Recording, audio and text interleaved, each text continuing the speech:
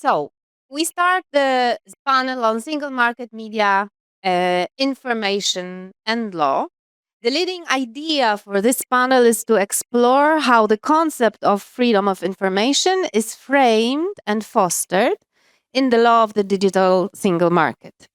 Free flow of information offers a different context than traditional fundamental market freedoms.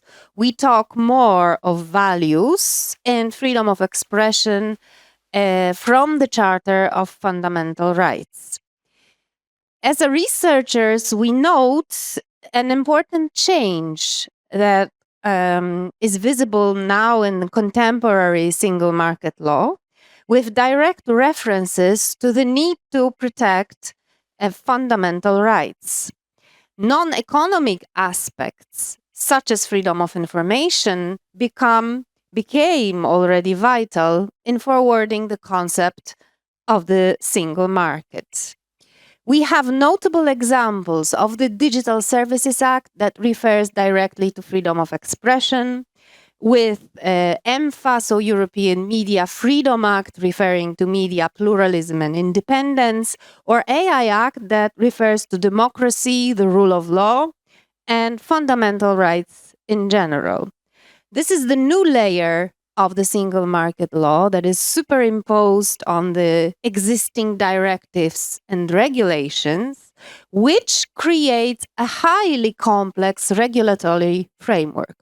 So, I have the pleasure and the honor to welcome great researchers at this panel. So I can pose now the question to them: how to navigate such a complex regulatory framework?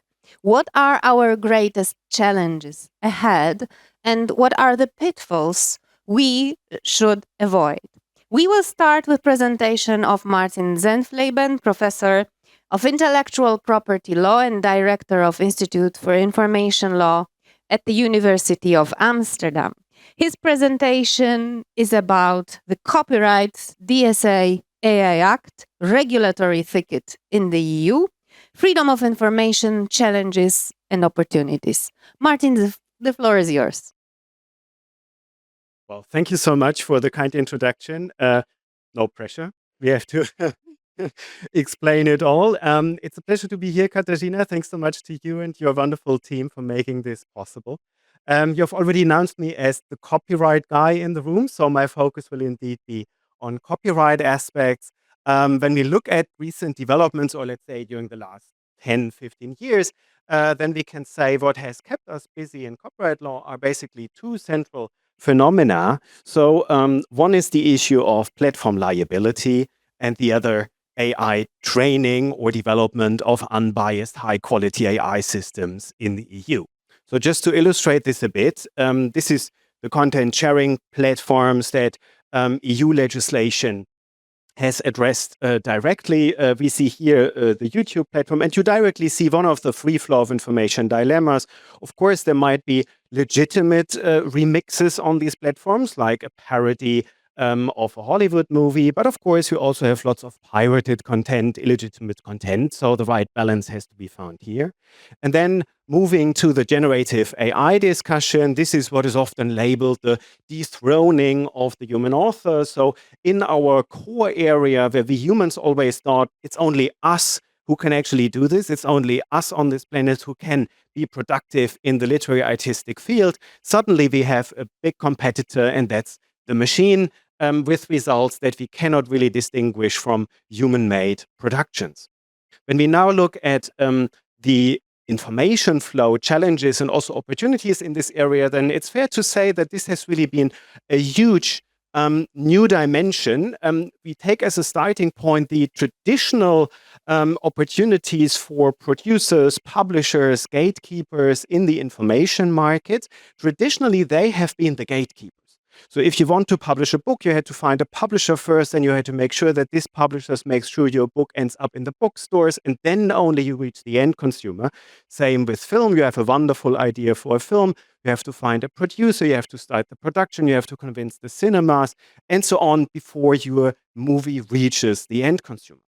But then enter the online platforms like YouTube, Dailymotion, and so on. And this is a huge user emancipation step from the passive receiver of information to the active producer of information who can directly share information with the worldwide internet audience. So already a huge disruptive step. And we could say with generative AI, we even take it a step further. Everybody an artist. I mean, that's one of the slogans that many avant-garde movements in the arts field had already in the last century in a very different sense than what is happening now. But what is now brought up in the discussion on generative AI is the fact that, in fact, everybody now has access to the literary artistic discourse. So even if you don't have specific skills, you can still come up with a contribution that looks very professional, even though you are not a professional writer, painter, composer, and so on. So again, a further step that disrupts these markets. The reaction to this, when I take the DSA as a starting point, has been, and this has been said time and again, hyper complexity, we could say. The liability questions in the copyright field have for years and years been governed by the safe harbor for hosting that we know from the e-commerce directive.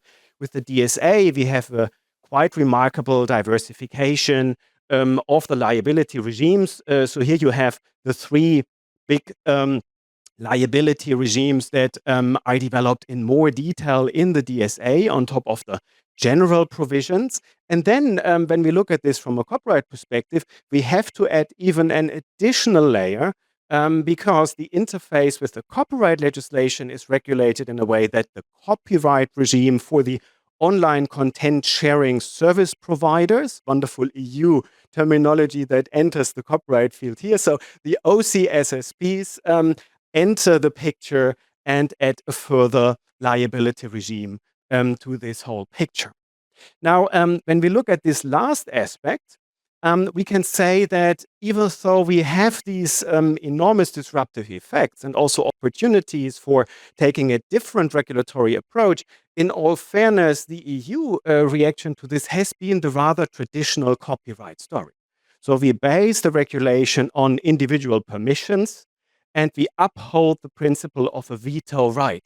So basically, the creative industry gets a veto right over the platform industry and also over the free flow of information in this area.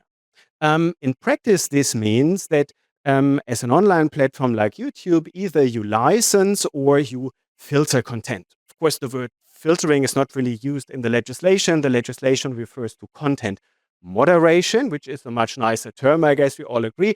But at least in the copyright field, if we really want to say what it is about, it's about filtering. So you upload something to YouTube, you want to participate in this online discussion, free flow of information, and then the system tells you, no, we don't display this content, we filter this out. And then referring to the human rights aspects that Katarzyna has already mentioned, this means that we make the platforms the guardians of fundamental rights of users. That's what the Court of Justice has told us already in several decisions, and this is what happens in practice. So basically, we expect the platforms to behave in a manner that maximizes the free flow of information, that takes care of freedom of expression, freedom of information of users. And that makes perfect sense at the level of regulation. In practice, the problem is, of course, that the platforms are economic players. So their motivation is to maximize profits and not to maximize the free flow of information. So we need counterbalances, which the DSA finds in the multi-stakeholder approach. So of course, there are quite a couple of parties involved, from users and their associations via civil society researchers to, of course, the public authorities themselves, who have to take care that the platforms actually do their job. And in the first session, we already heard about the audit reports and so on. So I hope that the audit reports with regard to the very large online platforms will be detailed enough on the point of policies applied to uphold and safeguard the fundamental free expression rights of users. So I think we agree that while this approach is, let's say, a logical continuation, what we always had in the traditional copyright system, it involves quite a couple of additional measures that add lots of complexity and also doubtful risks in the sense of content filtering. I mean, on a worldwide, when you look at this from a worldwide perspective, the EU is quite an outlier case of a regulator saying you actually have to do content moderation in this field. In other regions, the safe harbor principle has been upheld. Turning to AI regulation, we see the same regulatory approach. So quite a traditional copyright approach. The exclusive right, the veto right of the creative industries is upheld. And in principle, you have to seek individual permission. One exception to the rule, if you are researchers in the ivory tower of the Adam Mickiewicz University here in Poznan, then you are safe and you can do text and data mining without asking permission. You need lawful access though. But then for the commercial AI training, we have the famous opt-out possibility. So as a copyright holder, you can reserve copyright, which then in fact means that an AI developer has to ask permission or to leave your content out of the AI training dataset. Well, this is another instance where we can say from a copyright perspective, this makes perfect sense. But practically speaking, for the free flow of information, it involves quite a couple of challenges. So the first question is, what type of AI do we really want? So if the AI development in the EU is based on individual permissions, then to some extent you get biased AI, because the AI systems will only reflect those content input where the rights have been cleared. And if you can't obtain a license, perhaps you have to use lower quality other content. Perhaps certain segments of creativity, certain expressions are underrepresented if the AI trainer doesn't really take the steps to clear all the rights. And then another question is what happens worldwide? If the AI training takes place in Japan, in the US, in China, in Singapore, do we give these AI trainers outside of the European Union a competitive advantage because they can basically do whatever they want? And of course, the answer here is no.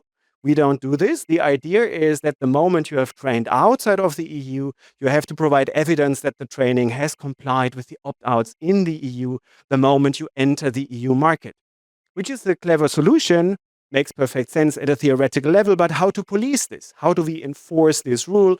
And this is what the AI office is actually working on with the working group that came up with recommendations here.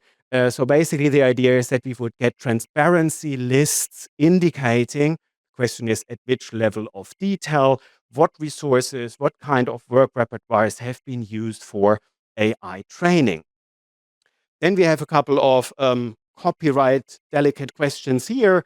What if an AI trainer doesn't really comply with its obligation? Is this copyright infringement or is this just infringement of administrative rules in the AI Act? Who are the enforcers? Does the AI office have to do the full enforcement job, or is it something that can also be invoked in private civil litigation? So lots and lots of questions here.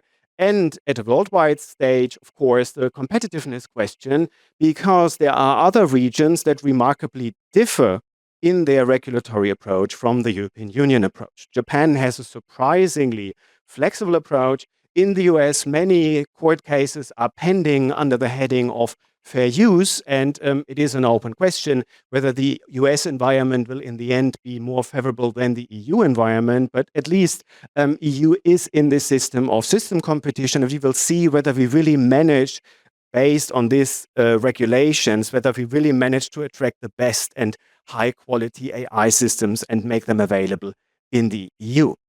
Final point, if I mention all these, and once again, I mean, these are understandable steps. When you look at these whole dilemmas from a traditional copyright perspective, it's perfectly explainable how this has come about. Still, the focus is very much on the veto right to prohibit use, which means beneficiaries tend to be the big players in the market. So if I'm an AI trainer and I want to clear large numbers of copyrighted content with lowest transaction costs, I will contact, I don't know, Universal Music and Getty Images, the large repertoire holders. I will not necessarily knock on the doors of the small players or even the individual authors. So there's a tendency of supporting buyout solutions, high-level deals, and we have huge metadata flows with regard to information on content to the big tech companies who are already very important data owners. So just to point this out as a final remark, there are alternatives that are discussed in the copyright field. In particular, you could move to more collective remuneration claims, which is a bit of an outlier case. We always had collecting societies in the copyright field, but it is a bit surprising that apart from extended collective licensing, these collective solutions have not been implemented to the same extent, while it is known also in empirical research that the collective solutions tend to bring more beneficiaries into the picture, also the small players, authors. You get a continuous money stream instead of the big buyout solutions. And you can restrict the metadata flows to big tech because the rights clearance takes place at a more collective, more abstract level. So this just as a final point, and perhaps we revisit some of these questions during the discussion. Thank you.